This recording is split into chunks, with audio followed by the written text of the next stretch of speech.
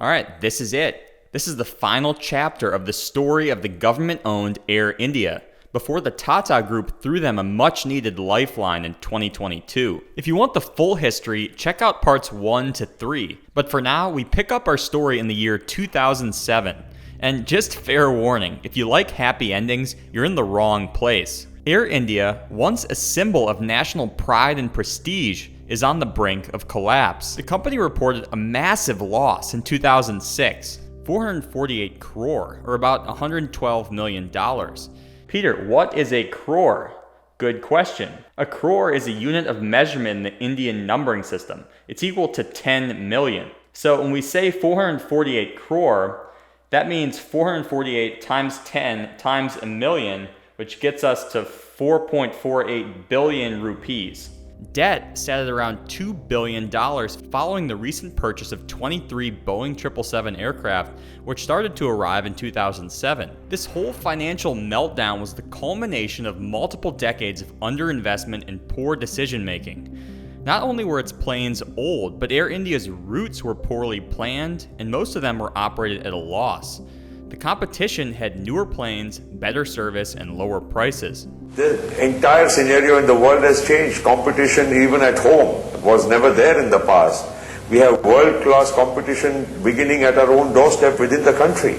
Either our friends in Air India, all our colleagues there, either they perform or they perish, because ultimately it is a consumer interface. It's a customer satisfaction which will drive an airline, not a ministerial diktat sitting in Delhi. Now, mind you, India's economy was booming. GDP grew at a ridiculous 9% in 2007, and commercial air travel grew at nearly 3 times that rate. But people just weren't flying Air India. They were flying Singapore, Emirates, BA, Virgin, literally anyone else. On the domestic front, Indian Airlines had gotten squeezed by Jet Airways and Air Deccan. Indigo and SpiceJet were on the rise. Low-cost carriers now controlled about a third of the domestic market, up from 5% just 2 years earlier. The Indian government, who owned Air India at the time, had basically given up on trying to privatize the airline, as they faced considerable resistance from forces both inside and outside the airline's ranks. They did try to sketch up an IPO, which would have helped finance the airline's large aircraft order, but those plans fell through, and they ultimately decided to merge Air India with its domestic counterpart, Indian Airlines. While it may have sounded good in theory, creating one unified national carrier with greater scale, stronger purchasing power, and a broader network, it ended up failing spectacularly. The new carrier didn't report a single year of profit under government ownership and ended up accumulating over $8 billion in debt by 2021. Why? Well, many reasons, but for a long time the government seemed to be in denial that the merger could be the cause of the problem. Merger per se cannot be the reason for the problems. It has to be a larger malaise. In mergers, you're supposed to realize synergies. You're supposed to eliminate inefficiencies. But they really didn't do any of that. They just sort of rammed the two airlines together and thought everything would be okay. Consider this. After the merger, the combined airline had about 30,000 employees on payroll and about 140 planes. That equates to around 216 employees per aircraft. As a point of comparison, Singapore Airlines was operated at around 150 employees per aircraft. Local competition such as Jet Airways, for example, also was operating at around 150 employees per aircraft. If the new Air India wanted to survive, it needed to right-size the organization. It needed to cut costs. You'd think bringing in a new leader might help, maybe for some fresh perspective, maybe someone with experience merging two large entities together. But no leadership changes were really made. Air India continued to be run by a man named Vasudevan Thulasidas, who seemed like a good, well-intentioned guy, don't get me wrong, but he just wasn't the right man for the job. He seemed to have an incredibly soft spine, and he bowed to pretty much every union request. As a result, for 2 years, even as the airline lost more and more money, productivity-based incentives paid to employees actually increased 15%. Many of the decisions that rested with management in prior years were enshrined in union agreements. For example, it didn't matter whether the plane was 80% full or 20% full, management didn't have the right to reduce the size of the cabin crew. When Thulasidas retired in 2008, a perfect storm of doom was settling in. The economy was slowing down, fuel costs were beginning to rise uncontrollably, and believe it or not, the airline had just taken on more debt. You see, the post-merger Air India had a combined 111 aircraft on order, 68 from the legacy Air India and 43 from the legacy Indian Airlines. The total estimated value of this order was over $13 billion at list prices. So call it $8 or $9 billion with discounts. And I applaud Air India for finally taking steps to modernize the fleet, but the sheer size of this order was insane based on the company's current scale and financial situation. The acquisition of 111 aircraft in 2007-2008, till this day, we continue to suffer because it was just too expensive, this colossal buy. The entire purchase was to be financed through debt, which of course comes with interest payments and debt servicing costs. Not much thought was put into how Air India could afford these payments, as it wasn't making any money from its operations. In 2008, Mr. Thulasidas retired and a man named Raghu Menon took over as managing director. He did very little, and according to his colleagues, he complained of back pain and was often absent from the office. As such, the financial situation continued to deteriorate, with the airline reporting losses of 5,500 crore, or $1.2 billion in 2009. For those of you keeping track, that's more than double the losses of the prior year.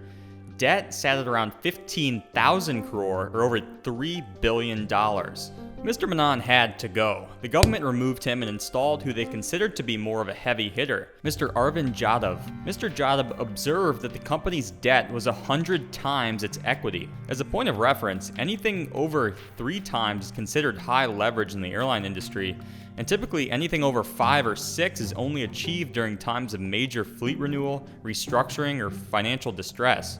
Anyways, Mr. Jadhav did grasp the severity of the situation, and as such, he came in swinging, but he tried to do too much too fast, and his efforts ended up backfiring spectacularly. He asked the pilots and senior managers to take a 50% cut in their allowances and incentive pay, which of course riled them up. They started reporting sick en masse and crippled the airline's operations. They even went as far as to claim that stress caused by withheld pay might compromise in-flight safety. The crisis in Air India continues, with the pilots now threatening that any accidents mid-air will not be their fault, but instead that of the management. Jadhav would resolve this dispute, but it would be the first of 3 major strikes during his tenure. Now, don't get me wrong, he was applauded by many outside the airline for being a change agent, standing up to the unions, but he didn't have any other change agents around him inside the airline. He was a lone wolf dealing with the challenges of a fractured organization. And it's kind of sad, really, because Air India now had more and more modern planes with cabins that were certainly luxurious for their time, but it didn't have any money to market them. And even if it did, I doubt it would have moved the needle much with large clients because the airline couldn't deliver on the experience. They had an outdated booking system, incompetent airport staff, and a horrendous on-time performance record. But I digress. By 2011, the airline's debt had almost tripled to 43,000 crores, the equivalent of $5.7 billion. Its losses had grown to 7,000 crores, the equivalent of $1.5 billion. Air India was set to join the Star Alliance in 2011, which could have boosted the airline's revenue by 10 to 15% almost immediately, but because they were a total mess, they failed to meet the entry requirements, and some current members actually opposed Air India joining the organization. So those plans were shelved, and clearly at this point the alarm bells were sounding in Delhi. Some sort of government help would be needed if the airline were to stay afloat. That help finally came in late 2011 when the government agreed to infuse 1,200 crores in cash immediately to help Air India pay its employees, lenders, suppliers, and vendors. About 6 months later, in April of 2012, the government approved a bigger package, 30,000 crores, $5.7 billion, meant to return the airline to its feet over a period of 10 years. Out was Mr. Jadhav, and in was a man named Rohit Nandan. Nandan was another bureaucrat, having served in the Indian Administrative Service, just like his predecessor, but he was laser focused on repairing relationships with pilots and senior executives. He also wanted to truly integrate the two workforces of Air India and Indian Airlines, a task which had largely been put off since 2007. And in both of those areas, he was successful.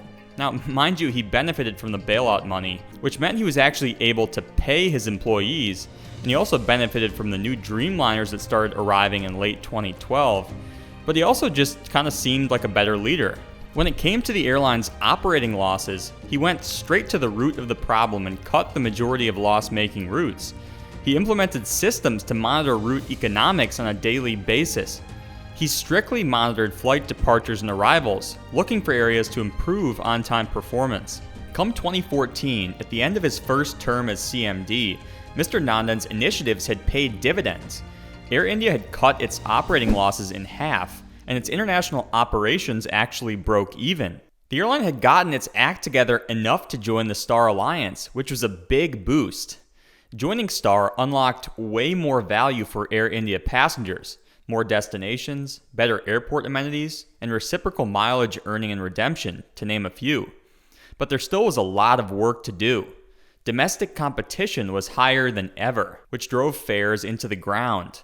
Mr. Nandan had sworn he wouldn't join the race to the bottom, but he ultimately did, discounting domestic fares up to 30%. It was a defensive move prior to the entry of two new players into the market, AirAsia India and a company called Vistara, which of course we all know is now part of Air India. But I'm getting distracted. Come the end of 2015, Air India had about 15% of the domestic market, roughly flat since Mr. Nandan took office in 2011. Kingfisher Airlines, once a force to be reckoned with, had completely tanked, and in its place had risen Indigo, Go Air, and SpiceJet. Jet Airways was beginning to experience struggles of its own. Its market share had dropped by half since 2007. The full-service carriers in India had lost a combined $8.6 billion since 2007, with most of that coming from Air India and its post-merger woes. But as a result of the government bailout, as well as more steady leadership, better planes, better aircraft utilization, better international route planning, and better reliability, the Maharaja posted an operating profit in 2016, its first in over a decade. Mr. Nandan had left amicably after a 10-month extension of his first term, and he was succeeded by a man named Ashwani Lohani, a former Indian Railway executive. He continued Mr. Nandan's push for passenger comfort and operational reliability.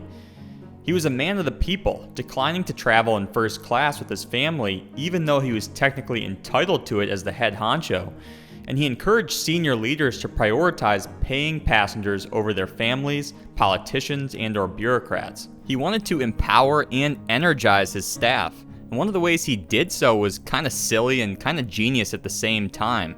So Air India had recently launched a flight from Delhi to San Francisco, which was the second longest flight in the world by distance. They typically flew the 777-200LR over the Atlantic for around 12,500 kilometers. But if they switched the direction of the flight, flying over the Pacific instead of the Atlantic, it would technically take the title of the world's longest flight. And not only that, but the flight often was quicker and saved fuel due to the prevailing winds going in that direction. So 2 birds, 1 stone. Air India's analysts had contemplated such a scenario, but in classic bureaucratic fashion, it was debated and no one ever pulled the trigger on it. Now, don't get me wrong, it was a small thing and not going to erase their crapload of debt, but it went a long way to reinvigorate Air India's employees and their brand. This turnaround was good news, don't get me wrong, but it also made things a little difficult over in Delhi.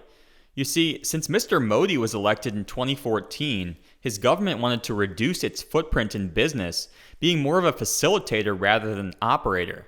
He wanted to privatize Air India, but Air India looked like it was on a path to recovery under government ownership, and many inside the airline thought that divesting it might cause it to go backwards again. So again, privatization efforts stalled, and it didn't take long for Mr. Modi to be vindicated.